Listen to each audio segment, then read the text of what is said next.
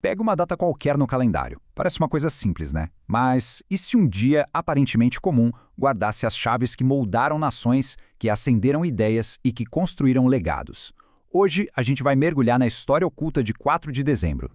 Para começar, o dia 4 de dezembro tem umas comemorações, digamos, bem aleatórias. É o Dia Nacional da Meia, o Dia do Dado e até o Dia da Lista do Papai Noel. E como se não bastasse, é também o Dia Internacional da Chita. É um bom lembrete de como um único dia pode abrigar mundos completamente diferentes.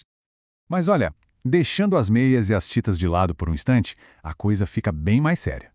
E se esse mesmo dia guardasse as pistas para a gente entender a ascensão de superpotências, o início de grandes movimentos sociais e o eco de mentes geniais que definiram seu tempo? É exatamente essa nossa investigação de hoje. Nossa primeira parada: plantas para o poder. Aqui a gente vai ver como, em vários 4 de dezembro ao longo da história, a tinta de canetas e o peso de selos foram usados para literalmente desenhar o mapa do poder que governa países inteiros.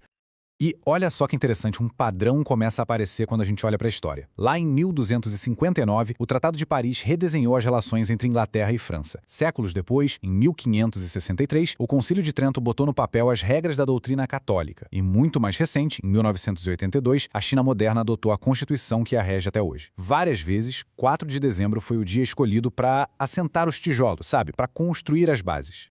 Bora focar nesse exemplo mais recente, que é talvez o mais impactante de todos. Em 4 de dezembro de 1982, a China adotou sua constituição atual. E isso não é só um pedaço de papel, claro. Esse documento é a espinha dorsal da China que a gente conhece hoje. Foi ele que preparou o terreno tanto para o boom econômico absurdo, quanto para o controle político centralizado que eles têm.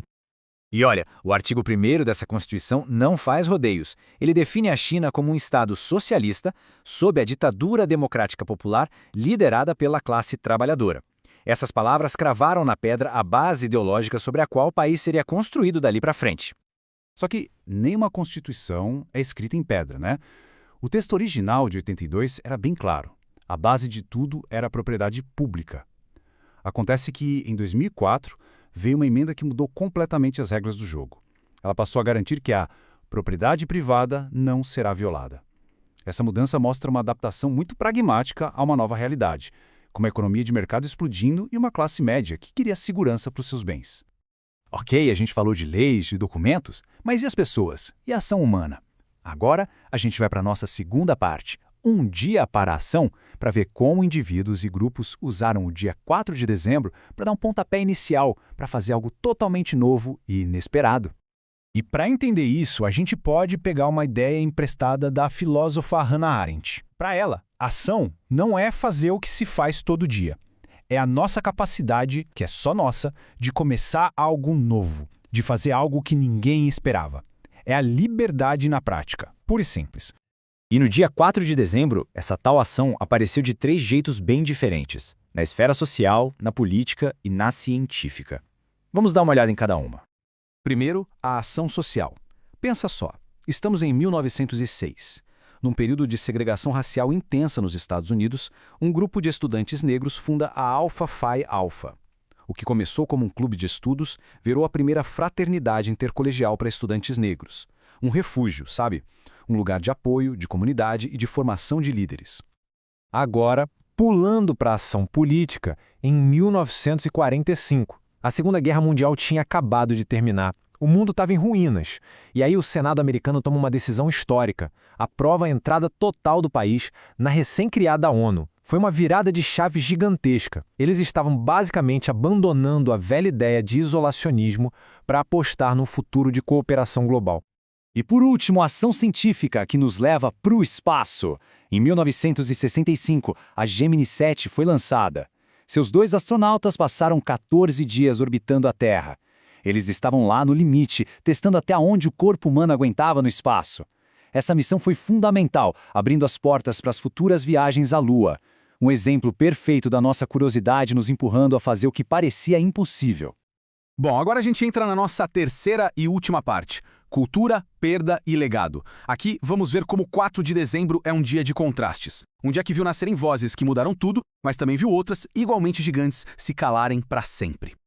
É uma coincidência, assim, quase poética, se a gente parar para pensar. Pensa bem, no mesmíssimo dia em que o Led Zeppelin anunciava o fim, o som do gênio Frank Zappa se apagava e a gente perdia a mente brilhante de Hannah Arendt, nascia o Jay-Z. Um cara que ia, anos depois, redefinir completamente o hip-hop. É um dia que nos lembra que a cultura é isso, um ciclo que não para, de fins e recomeços. E essa coincidência da morte da Hannah Arendt nesse dia é impressionante, porque a filosofia dela, resumida nessa citação, diz exatamente isso. Nossas ações só têm valor se forem lembradas. Elas só sobrevivem se virarem histórias. A morte dela cair justo nesse dia é um lembrete poderoso de que o nosso trabalho é exatamente esse: contar essas histórias para que elas não se percam no tempo. Beleza, vamos amarrar tudo isso agora. A gente começou falando de meias e dados e de repente a gente passou por constituições, fraternidades, fomos para o espaço e falamos até de lendas da música. O que é que tudo isso quer dizer no final das contas? A grande sacada é a seguinte: um único dia no calendário é muito mais do que um marcador de tempo. Isso tudo nos leva a uma última pergunta, que é para a gente pensar, olhe para o seu próprio calendário, para os aniversários, para as datas que são importantes para você. Que histórias estão aí, escondidas nessas datas, só esperando alguém para contar?